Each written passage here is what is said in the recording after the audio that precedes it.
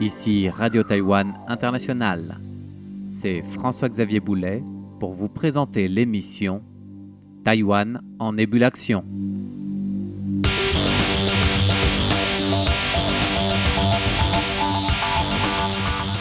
Aujourd'hui, je vous propose un focus sur l'IA agentique.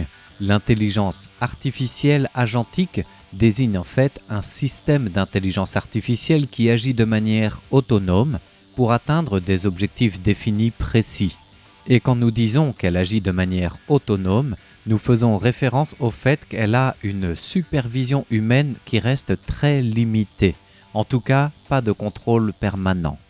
Cette forme d'intelligence artificielle agit en percevant son environnement, en planifiant, en prenant des décisions par le biais de ce qu'on appelle des agents d'intelligence artificielle. Entendez par là, ces agents sont comme des modèles de machine learning qui imitent les capacités de l'humain en termes de choix décisionnels pour apporter une solution en temps réel. Lin Xiaoxu est un spécialiste de la question, blogueur spécialiste des produits électroniques et de l'environnement d'intelligence artificielle précisément, nous présente justement les atouts stratégiques clés de l'IA agentique dans le sillage de l'annonce récente d'OpenAI d'ouvrir officiellement ce service, une annonce qui a pour effet de mettre en branle-bas de combat tous les géants du secteur à travers le monde entier. OpenAI 发表了全新的代理式 AI 的相关服务。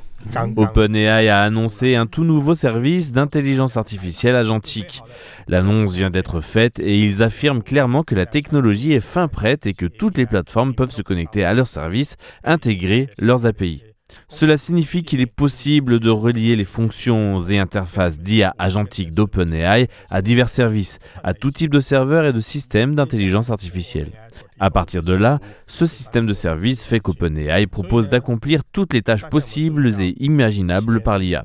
D'ailleurs, Nvidia et ALD l'ont compris puisqu'en amont du lancement de ce service, ils ont respectivement conclu des coopérations et échanges des technologies et des ressources avec OpenAI. Ces rapprochements entre géants avaient pour objectif l'IA agent.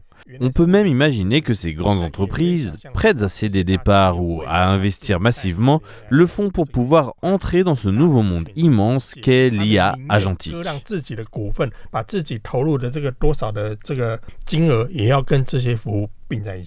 Alors, ces agents d'intelligence artificielle qui peuvent, dans notre imaginaire, sortir tout droit d'un film de science-fiction, par exemple, semblent on ne peut plus proches de la réalité de demain. On peut s'attendre à une véritable bataille de grande ampleur dans l'univers de l'intelligence artificielle, au point que ce nouveau système d'IA agentique semble encore plus nouveau, plus performant et plus futuriste. Et d'ailleurs, pour mieux en comprendre et en cerner les différenciations, Lin Xiaoxu nous en détaille les aspects. Aujourd'hui, quand vous allumez votre ordinateur ou smartphone pour chercher quelque chose, au lieu d'un moteur de recherche classique, vous avez déjà la possibilité de recourir à une IA qui va collecter, trier et analyser les informations pertinentes à votre demande. C'est ce que l'IA actuelle fait déjà en fonction des instructions qu'elle a reçues et du machine learning qui paramètre sa gigantesque base de données. Cela dit, il faut savoir donner la bonne instruction car la consigne va conditionner l'orientation de l'IA et donc la qualité de la réponse. La grande différence avec l'IA agentique, c'est que la forme d'IA est plus autonome. Il y a donc ce qu'on appelle un agent IA qui procède à votre place. Cette nouvelle forme d'IA agit à la place de l'humain et peut réaliser toutes les tâches possibles sans réelle surveillance en toute autonomie. Cela va donc bien plus loin que l'IA générative qui agit selon une instruction, sans aller plus loin. L'IA agentique prend l'initiative d'aller au-delà de l'instruction, elle va donc plus loin. Donc, contrairement à l'intelligence artificielle dite traditionnelle, celle qui suit des instructions étape par étape, l'IA agentique se veut proactive. Elle est autonome en plus, c'est-à-dire qu'elle pourrait aller jusqu'à devancer certains de nos besoins puisqu'elle apprend de ses expériences et s'adapte pour s'optimiser, le tout en se calquant bien sûr sur l'apprentissage en profondeur, le machine learning et en fonction de l'environnement dans lequel elle agit, donc dans lequel on l'a paramétré en quelque sorte. Un véritable outil, mais nous disions dans l'introduction, un outil qui peut prendre les devants ou presque nous utiliser nous-mêmes et nous reléguer au second plan. Car l'IA agentique peut presque tout faire pour nous, en un temps record, avec des données analysées sans véritable taux d'erreur en fonction d'une instruction claire de départ et d'un développement autonome. Et c'est là où l'humain reprend le dessus finalement. Certes, dans son développement, dans sa recherche, l'IA agentique est autonome, mais dans l'instruction de départ, c'est bel et bien le talent humain qui doit être là. Et bien sûr, il est aussi à l'arrivée, à la réception de la donnée fomentée par l'IA agentique pour donner sa décision, sa validation ou non. Donc il y a quand même un contrôle en amont, à l'entrée et à la sortie, en amont, en aval. Et OpenAI et les autres grands renoms qui travaillent dans l'intelligence artificielle et qui développent l'IA agentique pour la rendre plus performante, plus adéquate encore, il y a tout le travail de personnalisation pour la rendre accessible à tous les consommateurs à travers le monde entier. Et pour cela, il faut aussi unifier non pas les besoins de l'homme, mais la plateforme de recherche de cette IA agentique.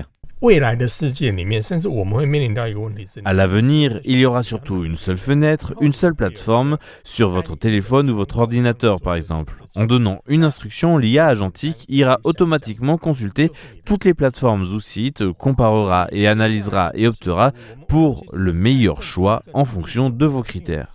Elle fera tout. Il n'y aura plus de distinction de plateforme. Apple, par exemple, a déjà opté pour des partenariats élargis avec ChatGPT et Gemini, donc Google. L'agent assistant IA agira ensuite selon vos paramètres et préférences. Alors encore une fois, ce n'est pas quelque chose de nouveau, mais cette IA agentique pourra intervenir de manière active et même proactive pour vous guider, pour vous donner des conseils avant même que vous le lui demandiez. Et au fond, pour être un outil intelligent de tous les instants. Et là, on pense tout de suite, bien sûr, à la connexion qui peut être faite avec la robotique. Et c'est ce que nous détaille d'ailleurs le blogueur spécialiste Lin Xiaoxu. En réalité, cela fait des années qu'on en parle, mais maintenant, c'est sur le point de se concrétiser. En 2026, ces services verront réellement le jour. Et il y a un objectif ultime de l'IA agentique. Les robots. Depuis l'an dernier, voire même un peu plus tôt, ce sujet est omniprésent. Ceux qui suivent la finance savent que les actions liées aux robots explosent. Dans le contexte de la rivalité sino-américaine, Taïwan cherche sa place et les robots jouent un rôle clé. Taïwan possède de nombreux composants essentiels et technologies uniques. Il faut consolider ces bases et les étendre dans le monde entier. Alors de là à retomber dans les images de films de science-fiction où tout est bien encadré, bien lissé et bien connecté finalement dans le monde de l'Internet des objets, l'homme lui-même, dans tous ses gestes, dans ses habitudes, serait aussi finalement connecté et presque paramétré par cette IA agentique. Et bien pour arriver à cette image, il n'y a qu'un pas que nous ne franchissons pas, mais c'est aussi l'exemple que nous donne Lin Xiaoxu. Imaginez la scène suivante. Il est 6 heures, votre réveil sonne. L'IA détecte que vous êtes réveillé grâce à des capteurs de mouvement ou des caméras.